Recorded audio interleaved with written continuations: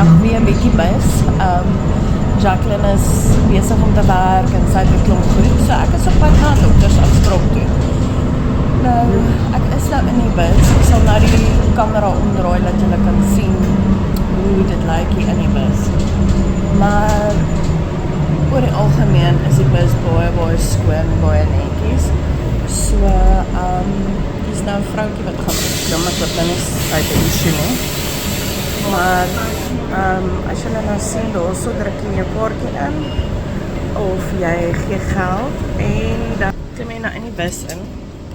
En dan, wanneer jy nou in die bus is, dan sit jy nou lekker rustig hier op jou sitplek, of jy so wys, daar is die sitplekke en alles, en dan ry jy nou tot by jou stop, en dan wanneer jy naby in jou stop is, dan sien jy nou so geel touwtjie wat jy trek, en dan gaan die bus nou stop. Vir die wat Goudtrein al gery het, dis baie dieselfde as die Goudtrein bus. En ja, dan het jy nou maar 'n lekker rustige tyd hier op die bus. As jy musiek wil luister, moet jy oorfone in hê, of jy moet headphones op hê. Jy mag nie die musiek hard van jou foon af luister nie. So dis nou baie nice om almal te akkommodeer. En hier's oral busstoppe. As ek van my huis af ry hospitaal toe, is ons seker, ek dink die busroete het gesê daar 27 stoppe, en dis maar net so 6 is maar iets so 6 myl.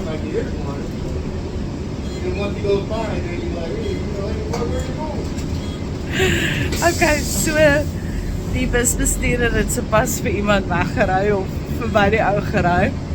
So dis nou nogal snaaks, hier kom die ou in en ja, hy sê die bus het nou vir hom amper weggery. Gelukkig het iemand hom gesien.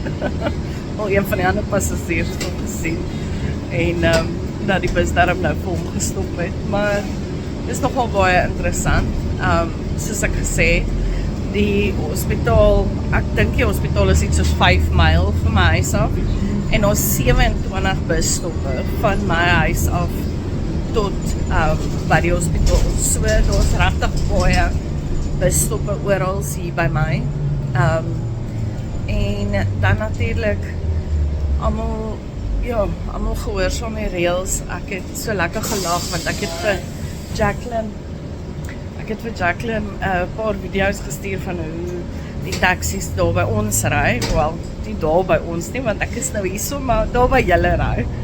En so vanoggend is sy op pad werk toe, so stuur sy vir my op WhatsApp. Sy gaan nou 'n bietjie kanse vat en bietjie so wild ry soos die Suid-Afrikaanse taksies, want dit lyk vir baie opwindend. So ja, maar ek is baie gelukkig hierso. Dit gaan baie goed. Ek het my CV gedoen.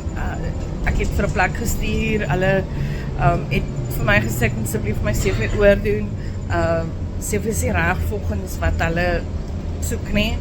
En ja, so nou sal ons maar volgende keer net die regte goed insit wat hulle wil hê. Maar ek het so 'n bietjie daaroor gedink en gebid, en ek dink nie ek sal graag wil teruggaan in versekering in nie. Die versekering verskil verskriklik baie van wat ons in Suid-Afrika het. So ek het eintlik gedink ek sal graag in die bankindustrie wil ingaan. So ja, so ons sal nou maar sien. Maar die vroutjie wat check-ups doen en hoor hoe gaan alles, en jy weet, hoe gaan alles met jou as vlugteling. Hulle het my gevra dat ek dalk net as ek kan net nog so 'n week of 2 vasbyt. Daar's 'n paar goed wat hulle wil hê by die refugee, by die center waarmee ek hulle moet help. So dan kan ek hulle gaan help daarmee, en dan volstoom werk soek. Maar hou dop, want ek gaan dalk vir julle ergens in die in die volgende 5 dae baie opwindende nuus stuur. Maar hou dop. Ek moet sê ek mis julle. Ek mis julle nogal baie. Ek het vir my braai gekoop en ek het charcoal gekoop en ek het T-bones gekoop.